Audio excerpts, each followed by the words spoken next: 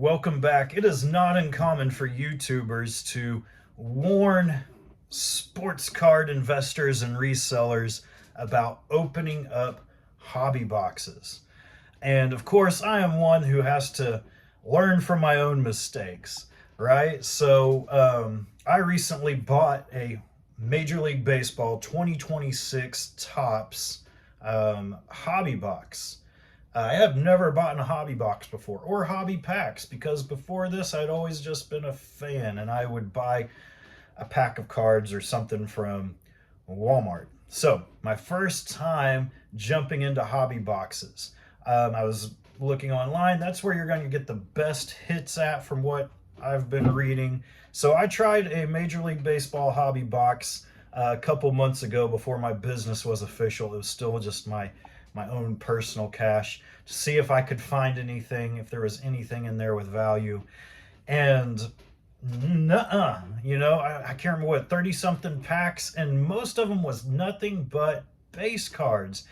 It seems like even just a couple years ago, buying packs at Walmart, you have better chances of getting parallels than you do of these hobby boxes. I had one good card in there, which is promised in the hobby box. You're going to get like a relic or an autograph. And so I did. I got a Lawrence Butler relic autograph jersey card, okay?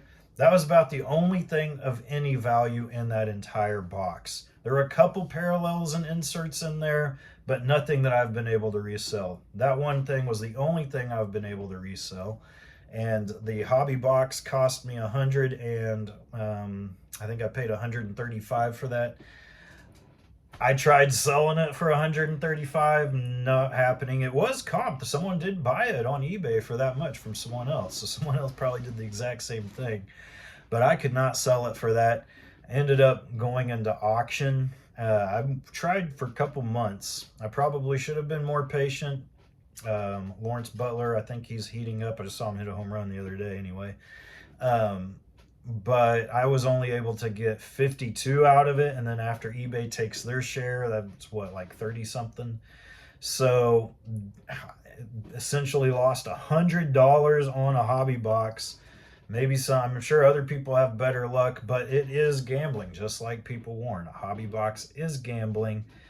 If you're trying to make money, that is not the way to do it. Packs, opening up that stuff, they're fun. I enjoy doing it, especially if you get something. It's not as much fun if you don't get anything, but yeah, that's not strategy to go. Of course, I have to learn from my own mistake, make my own mistakes before I learn my lesson.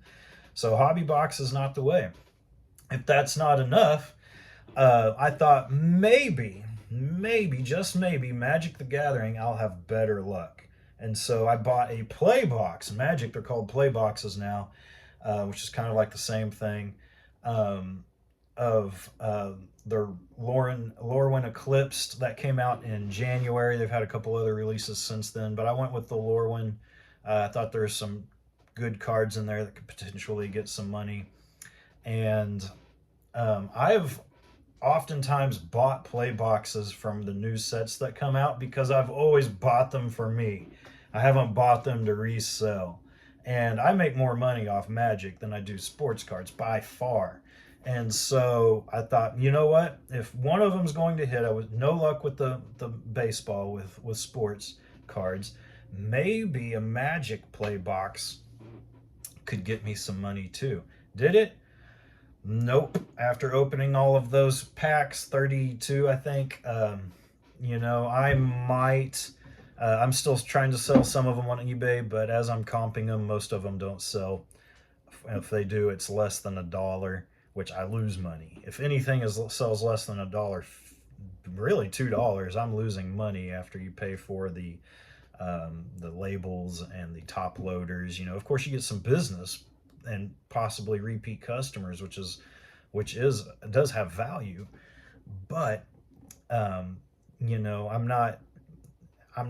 I don't have any profit, if I don't have any money, I can't buy new cards. So yeah, I don't think I'm going to get my money back on that one either.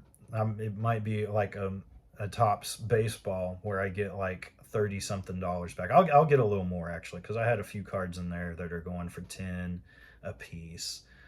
Probably about 6 or 10 of them that'll go for about 10 a piece. So I might get 60 or 70 bucks back out of which was also about $132 for that box. So it didn't work for Magic either.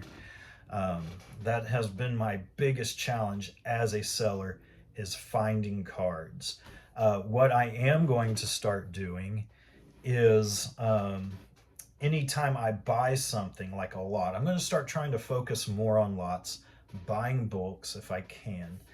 And it's competitive on eBay. I've bought a few this weekend, and I'm going to mark them. This way I can track if I make anything. So I bought a bulk lot of football cards. It came with over 400 cards. It had this guy, David Bell autograph, or not autograph, patch card. It had this